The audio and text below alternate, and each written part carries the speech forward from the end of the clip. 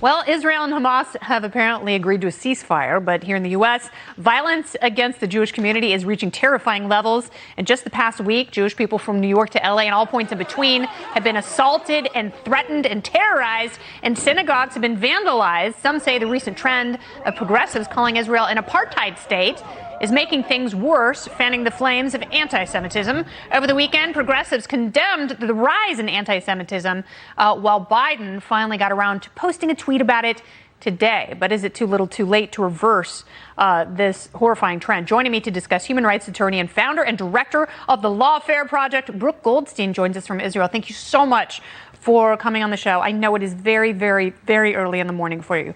Thank you, Brooke. Thank you for having me. I appreciate it. So these are things that are happening with alarming regularity right now. And this is not political protest. These are overt acts of anti-Semitism.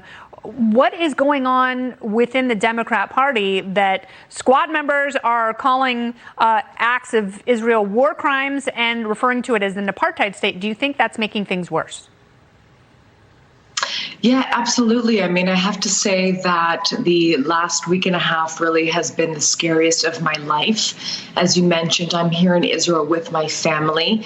My children and I spent many nights sleeping in the bomb shelter while there were rockets being shot at us, and being shot at us for one reason only, because of Jew hatred. This has nothing to do with politics. This is not a land dispute. This is theologically motivated Jew hatred. And the only thing scarier than being attacked with rockets is seeing the mainstream media, seeing influencers, and seeing U.S. politicians justify this violence, operate as human propaganda shields for a terrorist group, Hamas. You would never see politicians justifying ISIS violence or Al-Qaeda violence, but they justify Hamas violence, and they do so based on a so-called Israeli-Palestinian conflict. And you were absolutely right, Kennedy. The rise in Jew hatred, the violent attacks against Jews in Paris, in Brooklyn, in Los Angeles, this has nothing to do with politics. This is racism through and through. It's almost like some people were looking for an excuse. And I know there are a lot of strong feelings on both sides of the issue. And a lot of Americans are really struggling to understand, the geopolitics and what is going on here and what can be done going forward in terms of brokering peace. But we're never going to have that with this sort of, brute terroristic mentality. And when you see a guy being chased through a parking lot or someone being attacked at a sushi restaurant in LA, we saw what was turning into a riot right out here, right out this window on 47th Street on the Diamond District. You could see people running for their lives because they didn't know if the fireworks that were being thrown at police officers were bombs.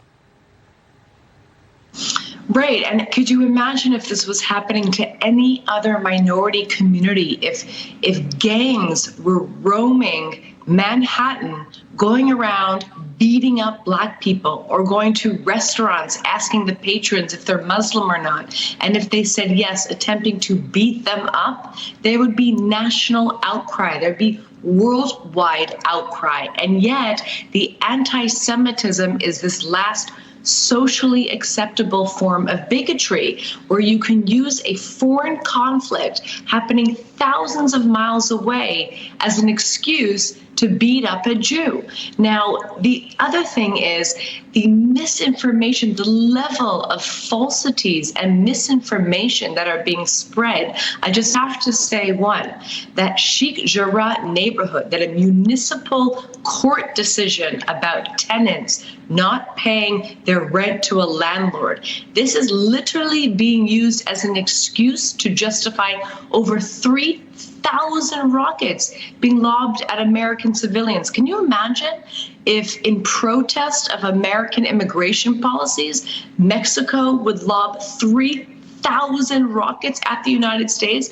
That would be absurd. And yet the bigotry of low expectations, the world says, oh, yes, this is how the Muslims can behave. In any other normal country, this would be dealt with in a court of law, a municipal court.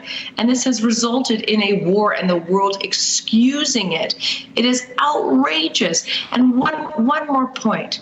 This is Iran, okay? This has nothing to do with Israel, Palestine, so to speak. Hamas is an Iranian proxy. And what Iran is doing is testing the Biden administration to see if it is weak or strong on terror, and using the Jewish people and the Jewish state and all of its inhabitants right now as a deadly political football. And known anti-Semite Rashida Tlaib is in the president's face, yelling at him, and he tells the world, oh, she's quite a fighter. It's like, well, she's something. All right, Brooke Goldstein, thank you so much for your time. Go get some sleep. Thank you.